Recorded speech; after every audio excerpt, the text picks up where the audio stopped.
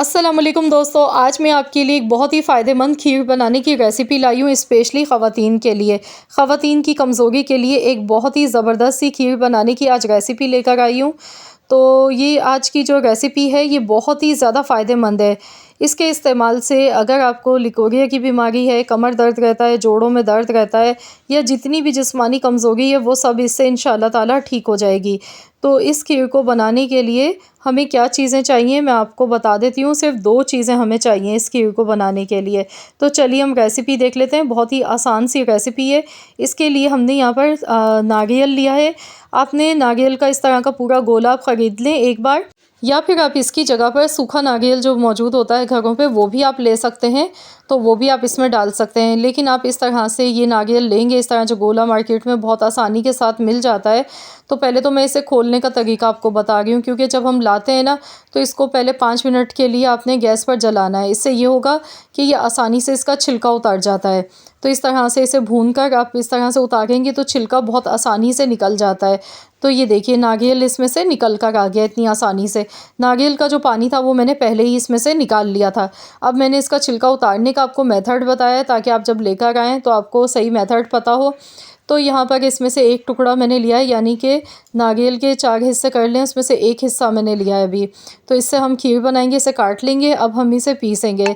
तो इसके लिए मिक्सी के जार में मैं डाल दूँगी ये सारा नारियल और इसमें पानी थोड़ा सा डालूँगी कि ये पिस जाए, इसका पेस्ट बन जाए। तो चलिए इसे पीस लेते हैं। बहुत आसानी के साथ पिस जाता है। तो वैसे भी पहले भी मैं आपको लिकोरिया का इलाज पहले भी बता चुकी हूँ, 2-3 रेमेडीज़। तो वो भी बहुत ज़्यादा फ़ायदेमंद है और ये भी बहुत ज़्यादा फ़ायदेमंद है। तो आपने यहाँ पर देखिए इस तरह से इसे पीस लेना है। ये पेस्ट बनके बिल्कुल तैयार हो गया। अब हम दूध लेंगे। यहाँ पर तकरीबन मैंने 1.5 गिलास दूध लिया है। तो दूध में बॉयल आने का इंतज़ार करेंगे। उसके बाद जो हमने ये नारियल पीस कर रखा है ये इसमें डालेंगे। ये बहुत ही ज़्यादा फ़ायदेमंद होता है ख़वातीन के लिए। ख़वातीन को खूबसूरत बनाता है, ताकतवर बनाता है, हड्डियों को मज़बूत करता है। और बच्चियों में भी जो लिकोरिया की शिकायत हो जाती है वाइट डिस्चार्ज की, उसे भी ये बहुत तेज़ी के साथ ख़त्म कर देता है। बहुत ही ज़्यादा फ़ायदेमंद है ये। तो यहाँ पर अब हमने दूध में ये शामिल कर देना है और इसे अच्छी तरह से पकाएंगे। इतना पकाएंगे कि खीर हमारी गाढ़ी हो जाए। जिस तरह खीर हम पकाते हैं, जितना गाढ़ा रखते हैं, इसी तरह से इसे पकाएंगे कि ये दूध जो मैंने यहाँ पे 1.5 गिलास लिया था, 1.5 गिलास से ये 1 गिलास के बराबर रह जाए। तो बस अब हम इसे हल्की आंच पर पकाएंगे बॉयल आने के बाद। तो यहाँ देखिए इसमें बॉयल तो आ चुका था। अब मैं इसे हल्की आंच पर पका रही हूँ गाढ़ा होने तक। तो इसमें और कोई भी चीज़ आपने शामिल नहीं करनी है। तो बस इसी तरह से इसे पकाया जाता है। बहुत ही मज़ेदार ये खीर बनके तैयार होती है। तो यहाँ पर आप देख सकते हैं खीर हमारी गाढ़ी हो चुकी है, ये देखिए। तो यहाँ पर टोटल मैंने इसे 20 से 25 मिनट तक पकाया है और बहुत ही बेहतरीन सी शानदार खीर ये बनके तैयार हो गई है। अब इसमें मिठास के लिए चीनी का इस्तेमाल आपने करना है। बस थोड़ी सी चीनी डालिएगा, बहुत ज़्यादा तेज़ मीठा इसे नहीं करना है।